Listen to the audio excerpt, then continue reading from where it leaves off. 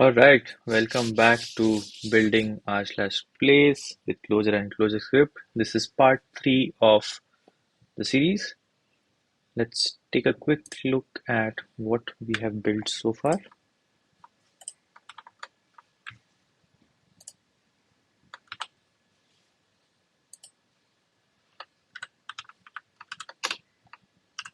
So we have implemented broadcast of events. So when a UI client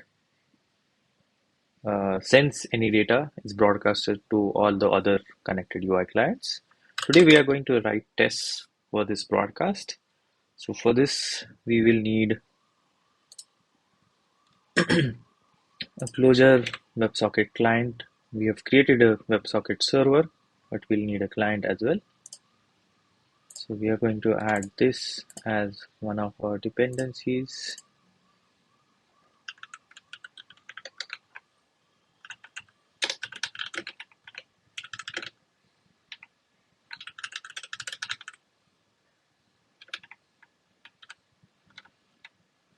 Okay, I hope I got that right. Just restart our server.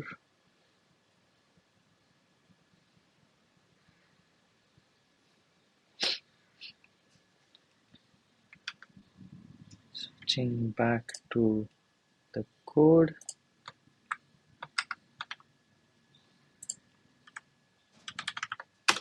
Connect to the REPL and start our server. Let's go to write tests.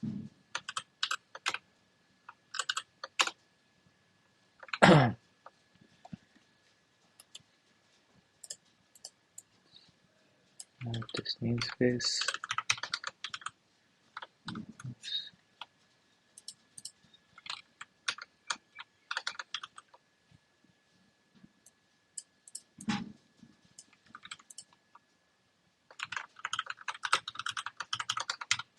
Now we can set up the connection.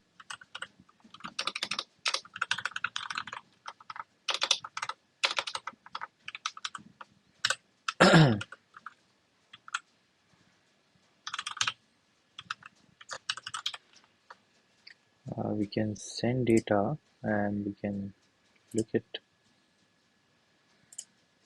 what the UI sends and try to emulate that.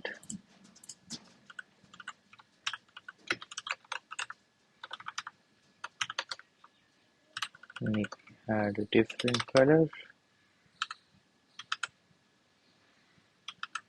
We are receiving data, maybe add a very different color, and there you go. We are sending data from our REPL to the UI. This is just for tests, and we will close our socket. So what do we want to do with this test is set up one single connection to broadcast, set up multiple connections to listen to the broadcast, and then assert that the broadcast is successful. Okay, so we are setting up the socket.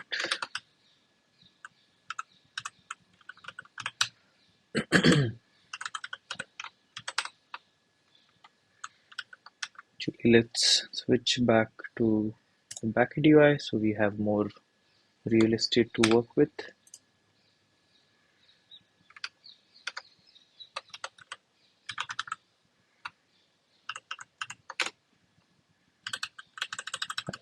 So we have one broadcast connection. We know what message to send. We should now set up get this.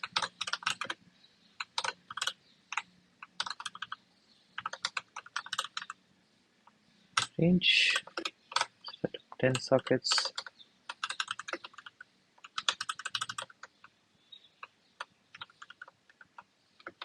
We also want it to we want to eventually have the facility to verify that we have received data. So let me set up an atom.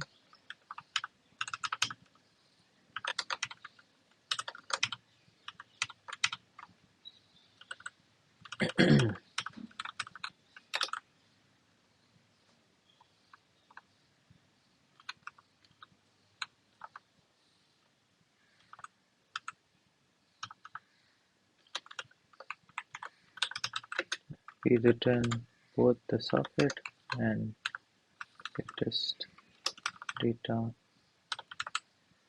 received. Alright, let's try this out. We should also have a way to close the socket and also close all the other sockets.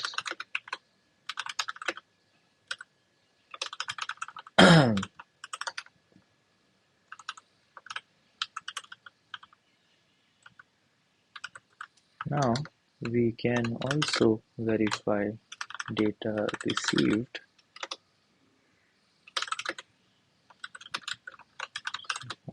with dref.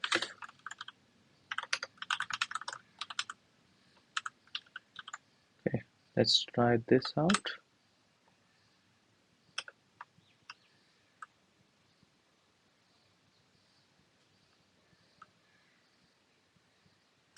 I see they're not closing the correct socket, so we have done that.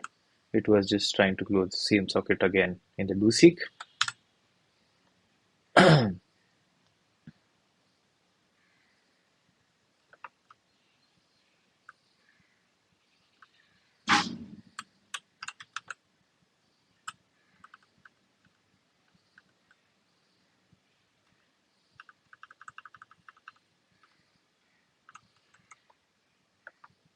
Let's try to debug this.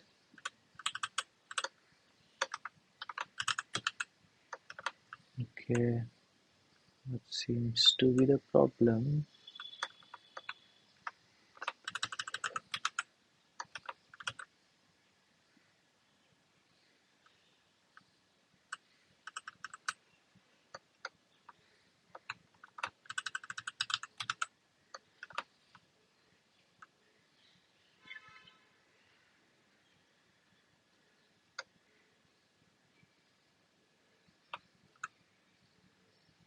I see.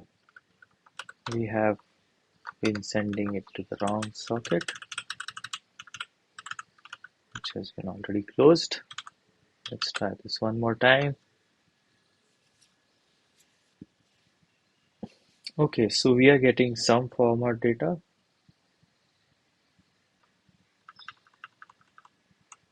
Let's try sending it this. And let's just look at first of this.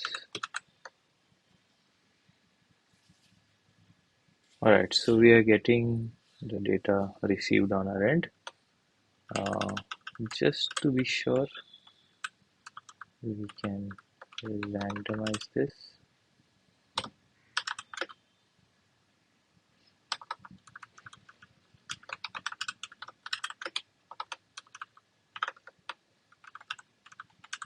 We can also rand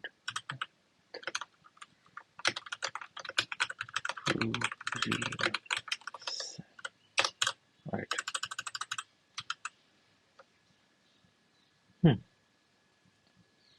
So it is still showing me red. Let's try it one more time, and I'm getting cyan also. Alright, so what we need to do is also do every check.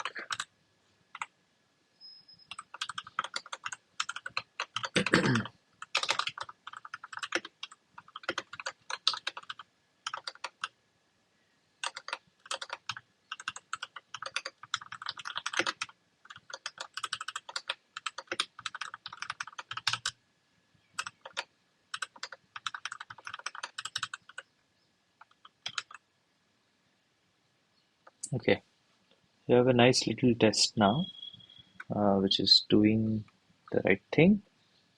We can switch back to the front end code and also see it in action visually.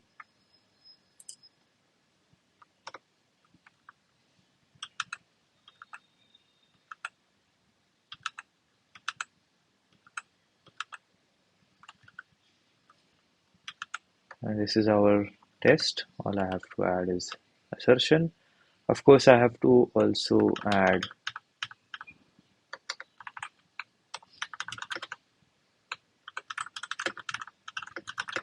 test. Let's add it to our to-do setup. We have a basic test now. Now, the next thing that we are going to attempt doing is currently we are storing all the data that we are receiving as uh, a series of pixels instead of just storing it as a hash map where each entry kind of denotes one pixel. That is going to be more efficient storage wise instead of just storing pixels, pixel paints. So, like over time, we'll have more of those and it'll just blow up your memory. So, let's try to change this to something like this. Ideally, I would want a row, column, and color to be stored instead of just pixel rows. Let's reset the state to an empty hash map. Let's look at all the places where state is being used and change that.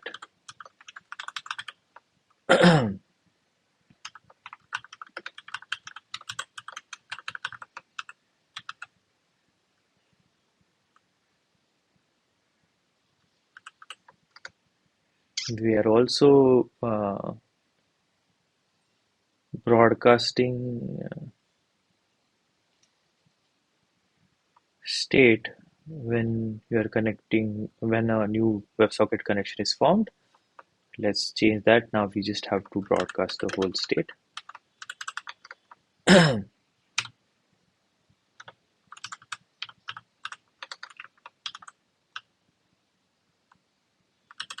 Let's save this and see if it works.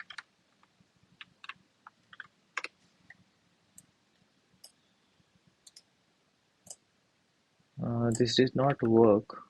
So let's just check the WebSocket. It is giving you an empty vector. Let's try this out. It is now giving you the actual state as a hash map, but it's not painting because our front-end code is not updated. Let's go and fix that.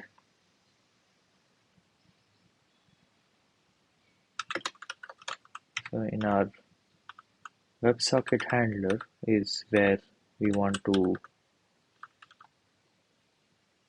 kind of drop pixels in a different way. And now we are going to receive a complete hash map instead of just one pixel update. So another way of looking at it is apply a do seek where your keys are row, column, and your value is color, and the actual data is this.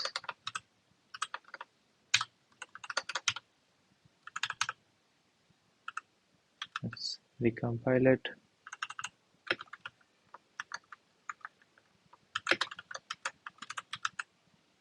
Let's set up a new WebSocket connection so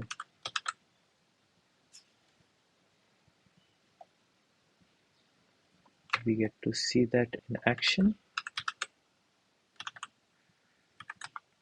Oh, we are not connected to, we are connected to this Clojure script REPL.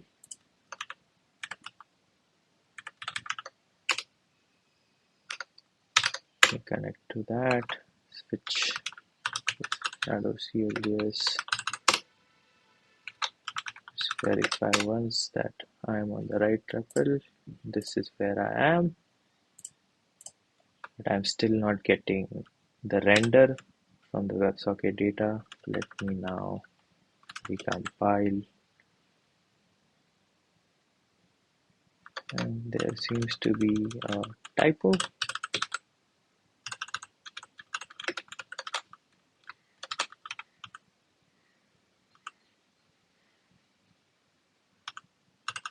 And let's set up the connection again, and we have the render. Now my Clojure REPL setup is not that great, so this setup will go away again. So what I'm going to do is just recompile the JavaScript,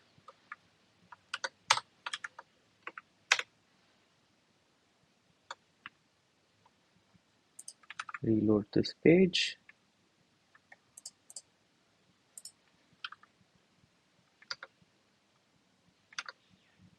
oh, I have not saved this file, so I will have to recompile it again, switch back to front end, reload the page. There you go. But there is one more thing missing. Now we have two different kinds of broadcast. One is a complete hash map, and the other is a single pixel. So we have to kind of differentiate between that as well. One simple way to do that is add that information when you're broadcasting and sending messages. So switching back to Clojure backend, we are wherever you are sending data, make sure that we're sending it along with some more information. One way to do it is just add broadcast, add like a tuple. Here I'm going to say it's a broadcast, and in the other send I'm going to say it's a pixel. Compile that, refresh our page. There you go.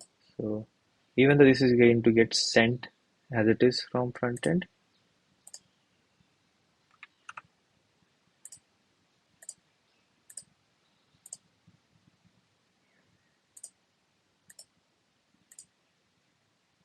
oh, the broadcast seems to be not working at all, because this is how it should have been.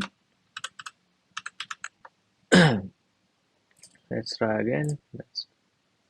We have broadcasted column 13, row 7, color 00, and we have gotten pixel. Okay.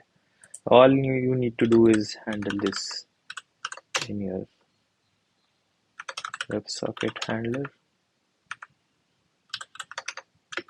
So here I'm going to do let,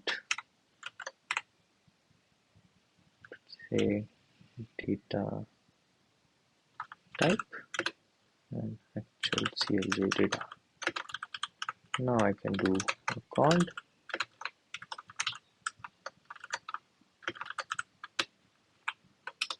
broadcast, and it's a broadcast, just treat it like a hash map. Then it's a pixel,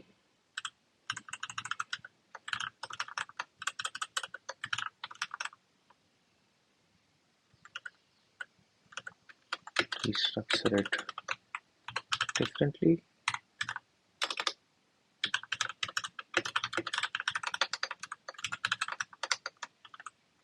Else don't do anything.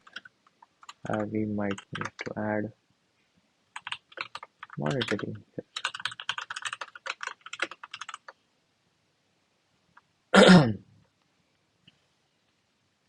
Okay, let's again recompile.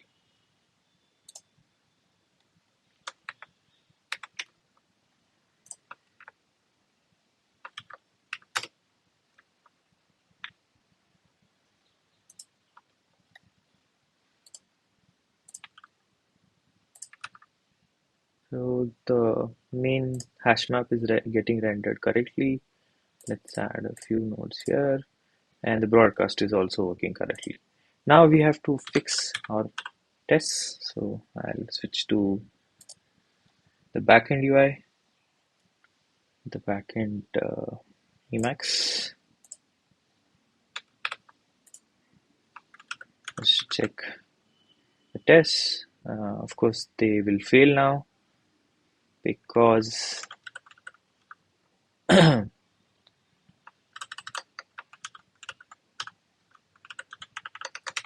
shape of the data is different. Let's look at the shape of the data. It has broadcast.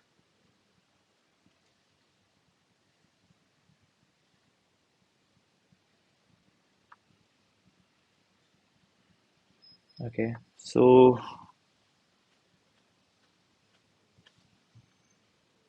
we are receiving the broadcast, but we are not receiving a single pixel message like this. So reason for that is the order of these order of what is being executed is not what it seems. There is a bug in this code, and that bug is because what is happening is we are creating a map. We are creating a sequence with map, and in this we are creating side effects by creating a WebSocket connection.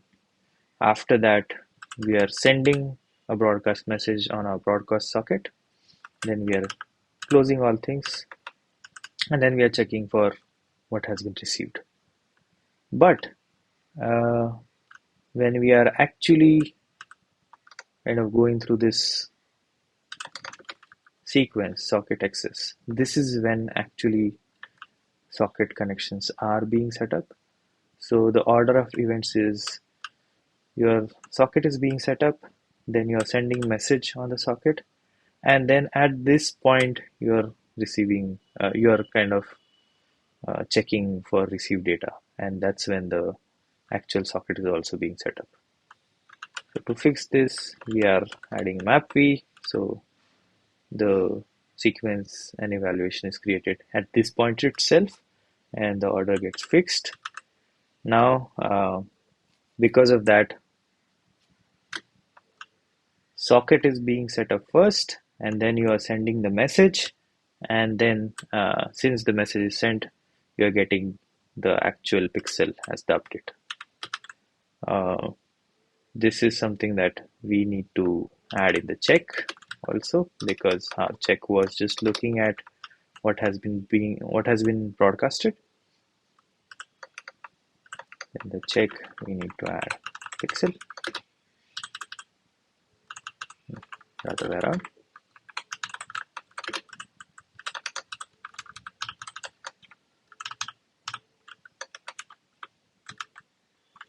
There you go. So now your tests are also updated. You have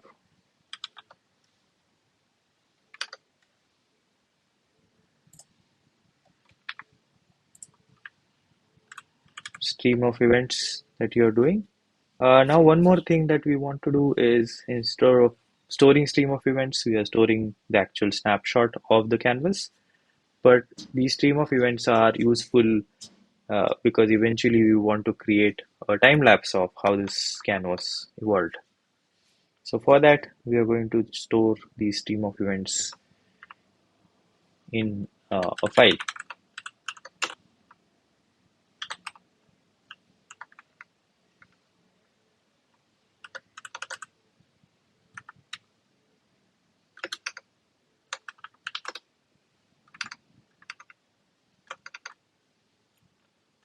Okay, switching back to the backend code.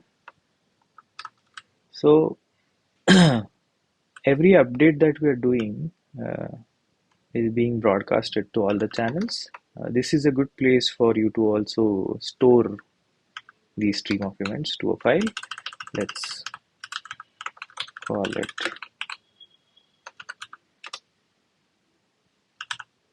canvas wall.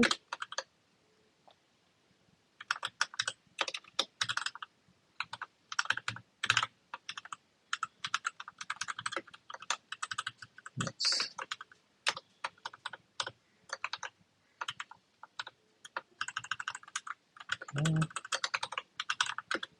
canvas wall. We can just put this data as it is. We can do pen true and try it out. Let's move to front-end UI.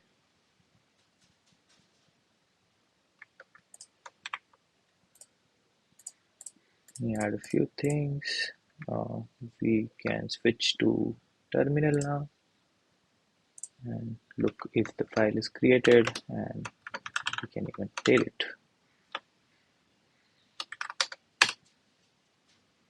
Oh, we should probably add a new line. Let me clear this, switch back to backend code.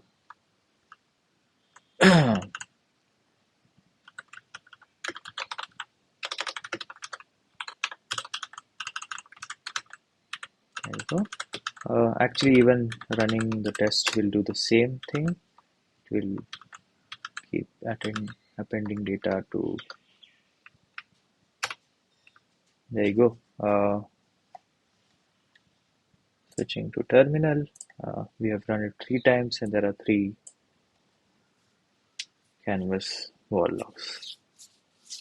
We can now try this interesting thing also where we keep interacting with the canvas. Let's restart the server, or actually just reset the state of the canvas. Switching to front-end code.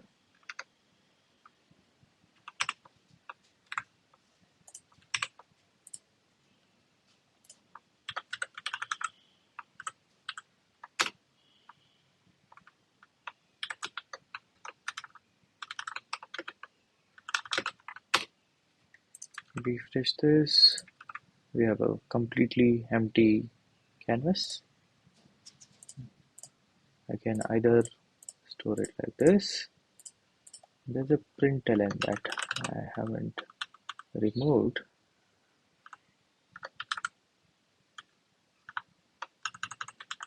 We'll fix that later on. Let's look at the terminal, and we have these logs. Now we can do one more cool thing is we can still reset the UI.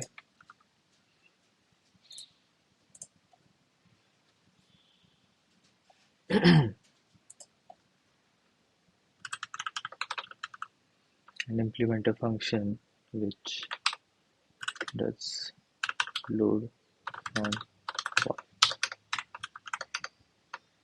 First it will read from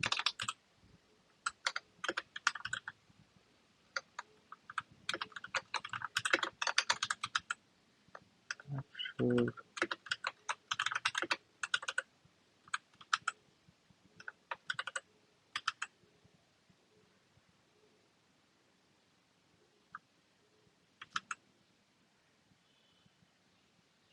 I see. So let's just check for line seek documentation. This is the correct way to use line seek.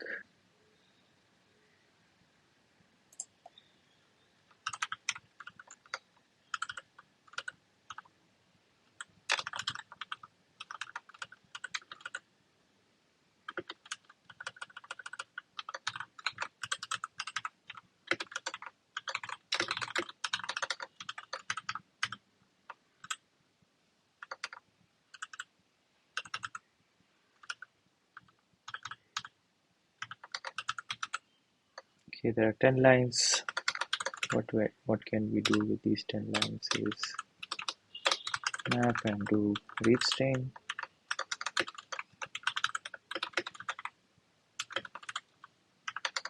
We can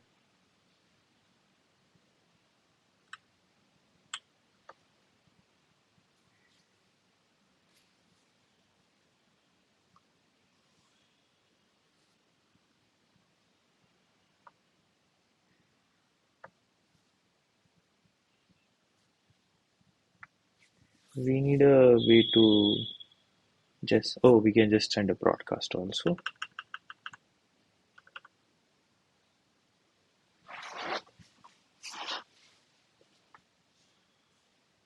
Or we can have a different type of replay pixel.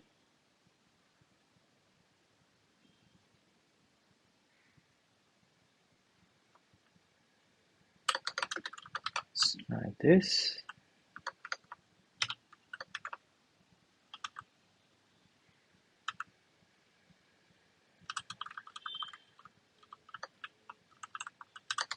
Also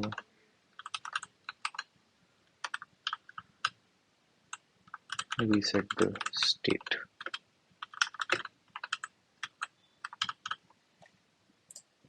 Now we have an empty canvas.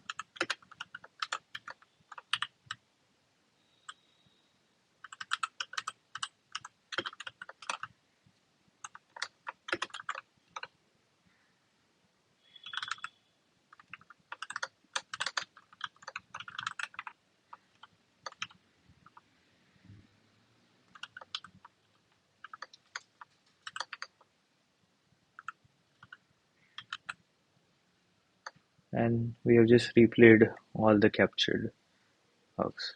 Now this might not be the best thing to kind of broadcast it to all channels because we'll be like blasting a lot of data to a lot of connected UI clients.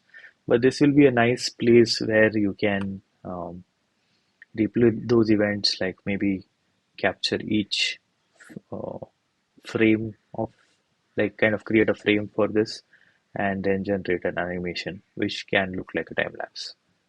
So I'm not going to commit this part of the code. Uh, Now, next part of the series is going to be looking at how can we take this to the next level. So this is a canvas. This is a 2D canvas. Uh, Now, how can we kind of take this same idea and create a 3D canvas? I already have the UI code generated for it. All I have to do is integrate this with backend and also migrate this UI code to Clojurescript. This has been generated thanks to Claude. There are going to be several different challenges here. One of it is when you're looking at a canvas like this, I can do optimizations for even broadcasts, because if I'm looking at a very big canvas, I can like kind of chunk that canvas into smaller parts and create like specific subtopics for broadcast and not like blast everything to the connected client. How do I do this similar thing for a 3D space is an interesting challenge in itself. So stay tuned for the next part of r slash place. Now it's a combination of r slash place plus Minecraft. So it'll be even more fun. Thank you for joining in.